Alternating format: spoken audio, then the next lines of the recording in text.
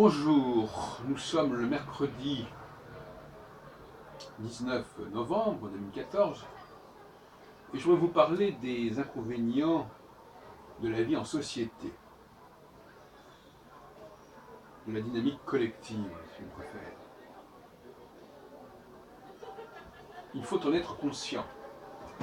Il faut savoir que dès que l'on essaye de vivre en groupe, il y a des problèmes qui se posent et des dangers qui se présentent. Alors, il y en a un certain nombre que j'ai déjà plus ou moins abordés ou esquissés, notamment au niveau tout ce qui est prise de parole collective. La prise de parole collective, et ça vaut aussi pour l'expression musicale, exige, soi-disant, enfin exigerait des automatismes, exigerait des écrits, que ce soit au niveau de l'orchestre, au niveau d'une assemblée dans le domaine religieux notamment. Aujourd'hui, c'est dans le domaine religieux que les gens ont tendance, ont l'occasion de faire des choses ensemble, de chanter ensemble. Et tout cet acte, tout ce faire ensemble passe par des choses très cristallisées, très stéréotypées. Donc ça, c'est quand même assez fâcheux.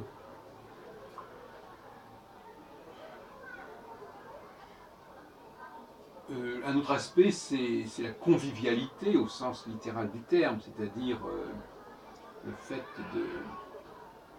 de manger ensemble, le compagnonnage, le partage du pain.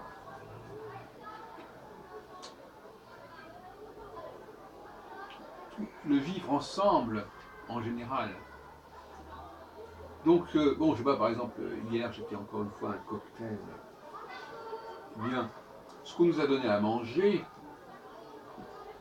c'était ce que l'on croit pouvoir donner à manger à un groupe qui se rencontre, qui passe un moment ensemble. Bon, c'est pas un déjeuner, mais c'est quelque chose. Voilà, quel est le contenu de ce qu'on peut donner à manger à des gens après, par exemple, une conférence, après un atelier, etc. C'est une grave question. Si les gens mangeaient chacun dans leur coin, ils ne mangeraient pas forcément la même chose que s'ils doivent manger ensemble. Parce que le manger ensemble exige une certaine façon de présenter les choses, de présenter la nourriture, des nourritures qui ne se prêtent pas au manger ensemble. Il faut manger proprement, il ne faut pas se salir les mains, il faut aussi que ce soit trop compliqué à faire. Donc on nous donne des trucs à grignoter, des gâteaux, des biscuits, des canapés. Il y a toute une sorte de bricoles comme ça qui sont inventées par les traiteurs pour le manger ensemble, pour le manger de concert. Donc manger de concert, chanter de concert, ça donne des produits assez médiocres.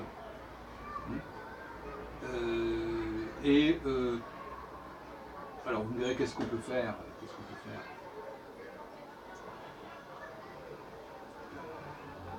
c'est l'individualité, l'expression de l'individualité dans le domaine du chant me paraît évidente. Il faut qu'il y ait les personnages les plus créatifs, les plus expressifs, qui s'expriment de manière aussi spontanée, aussi improvisée, aussi créative que possible, plutôt que de donner des textes stéréotypés qu'on répète de jour en jour, de semaine en semaine, en lisant telle et telle page, à tel moment. Voilà. Au niveau alimentaire, La formule du barbecue me paraît sympathique chez les Américains. Plus sympathique que ces espèces de biscuits qui se conservent indéfiniment. Moi, j'ai une hargne particulière contre tout ce qui n'est pas frais. Je suis pour les produits frais. Produits frais aussi bien sur le plan alimentation que sur le plan artistique, sur le plan de l'expression.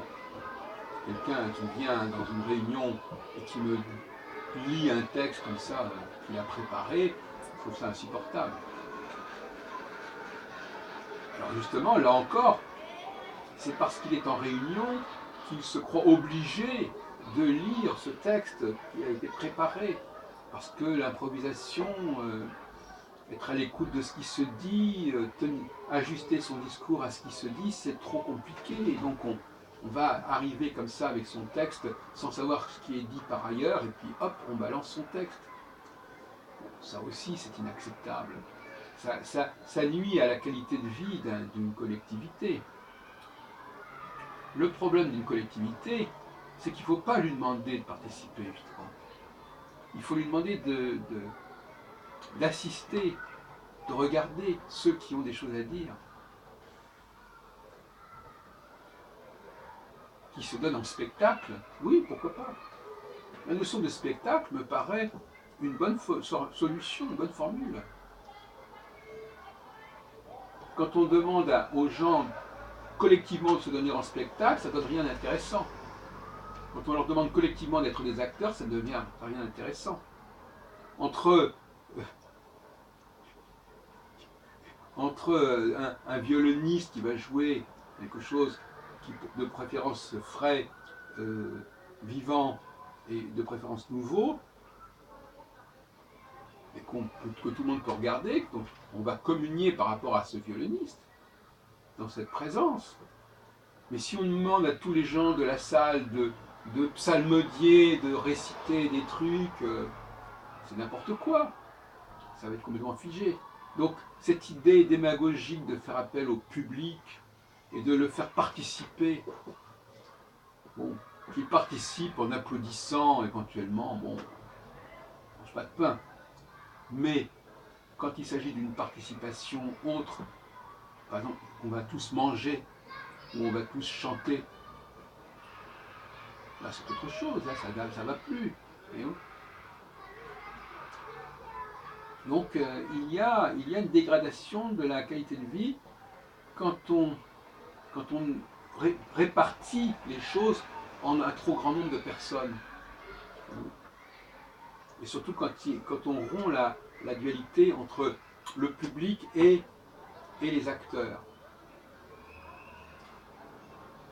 Entre la salle et ceux qui sont sur l'estrade, qui sont sur la scène. Il y a une dialectique scène-salle qui est importante. Et ce qui est ennuyeux dans les célébrations religieuses, c'est quelque part le refus de cette dualité. La participation des gens à un spectacle, que voulez-vous que ce soit? Le collectif ne peut s'affirmer comme unitaire, parce que finalement c'est d'un ça aussi qu'il s'agit, que par des expédients, comme moyen de trucs, de textes qui sont écrits, qu'on va réciter, parfois sans même les comprendre.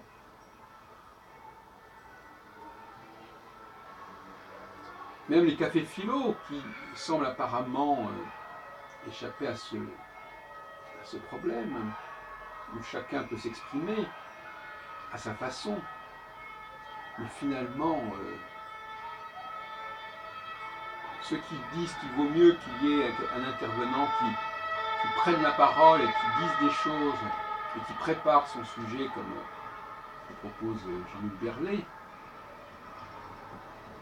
il n'a pas tort, parce qu'effectivement, c'est vrai que le public, il est là aussi pour assister à quelque chose d'intéressant qui le motive, qui le fasse vibrer.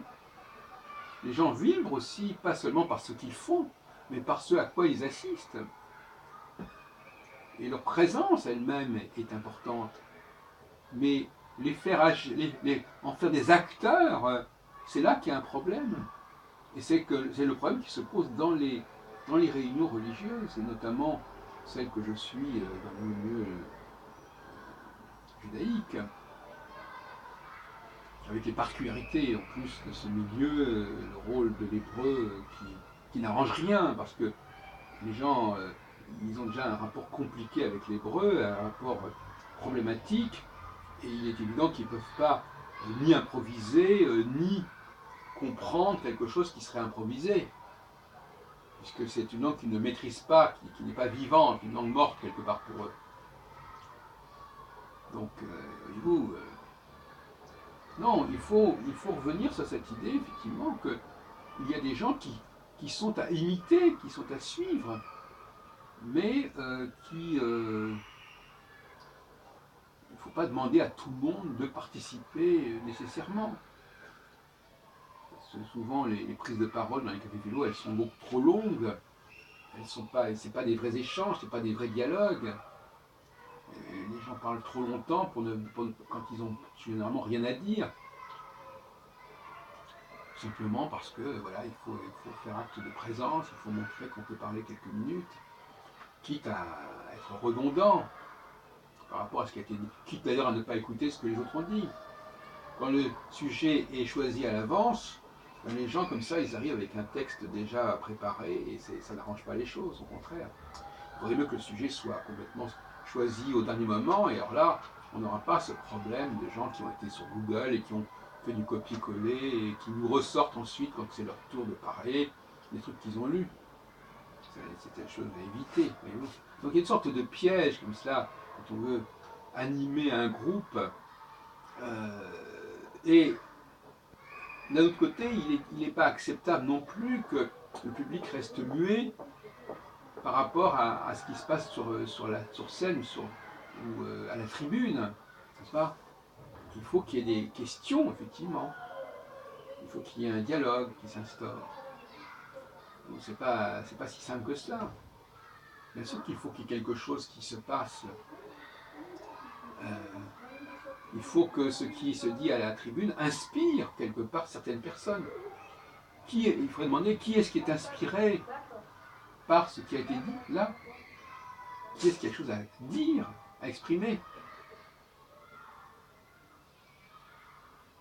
même qui va au-delà de ce qui a été dit par ceux qui ont déjà pris la parole. Puisque finalement, c'est quand même important de ne pas prendre la parole pour répéter ce que les autres ont dit. On n'est pas là pour prouver qu'on a appris sa leçon.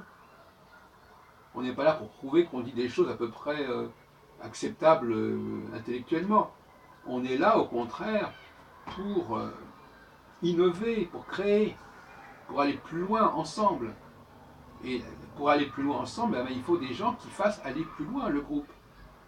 Il faut leur rendre il faut être reconnaissant pour ceux qui font avancer la réflexion collective.